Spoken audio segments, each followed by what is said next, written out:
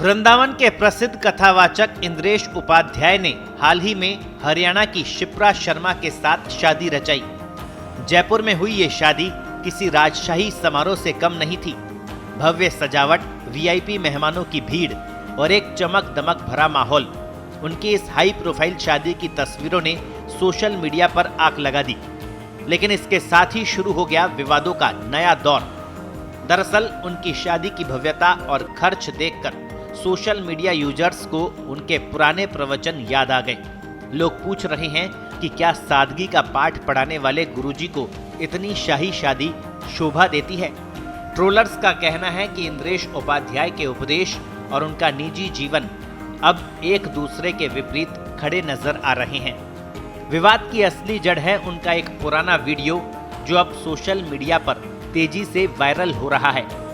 इस वीडियो में वो कथित तौर पर साधारण जीवन जीने, अनावश्यक खर्चों से बचने या भौतिकवाद से दूर रहने के बारे में उपदेश दे रहे थे। हमको कहीं ले जाओ, लेकिन किसी का विवाह हो रहा हो वहां मैं नहीं जा पाता, क्योंकि विवाह क्षेत्र में, विवाह क्रम में सब सांसारिक क्रिया होती हैं। पता नहीं क्यों इतनी सांसारिक स्थितियों में मेरी इंद्रियां प्रसन्न नहीं होती। हमारे हिंदू वैदिक समाज में एक बात सत्य बताएं, विवाह में जयमाला पहनाने का कोई रिवाज नहीं है। ये जो विवाहों में वर वधू एक दूसरे को माला पहनाते, ऐसा कोई नियम नहीं है। ये तो केवल स्वयंवर में नियम होता था कि जो राजा प्रिय लग जाए उसको कन्या माला पहना करके चुन लेती थी कि इससे हमारा ब्याह होगा। अब उसी को लोगों ने सिया राम जी की परंपरा से प्रारंभ किया। फिर वो जयमाला का प्रसंग होता है विवाहों में, बाकी उसका कोई नियम है नहीं। नियम केवल फेरे और विवाह उसी से संपन्न होता है। यूजर्स अब उन्हीं के प्रवचनों को उनकी शाही शादी से जोड़कर सवाल उठा रहे हैं।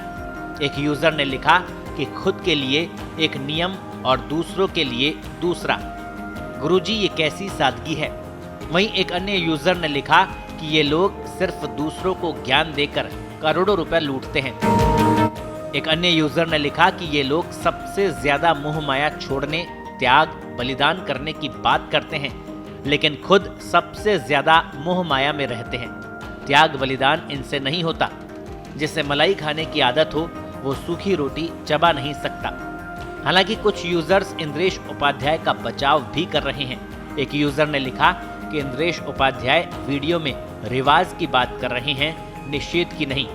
एक अन्य यूजर ने पूछा कि इंद्रेश उपाध्याय ये कब कह रहे हैं कि जयमाला निषेध है। वो सिर्फ ये कह रहे हैं कि विवाह के धार्मिक कर्मकांड में जयमाला आवश्यक अंग नहीं है। जयमाला एक परंपरा है। हिंदू विवाह में इसे जो चाहे स्वीकारे और जो चाहे ना स्वीकारे, इसमें विवाद कैसा। फिलहाल इंद्रेश उपाध्याय या उनके आश्रम की तरफ से इस विवाद पर कोई आधिकारिक बयान सामने नहीं आया है, लेकिन सोशल मीडिया पर ये बहस तेज है। क्या आध्यात्मिक गुरुओं को भी अपने निजी जीवन में भौतिक सुख सुविधाओं का त्याग करना चाहिए या उनकी शिक्षाएं केवल उपदेश तक सीमित है?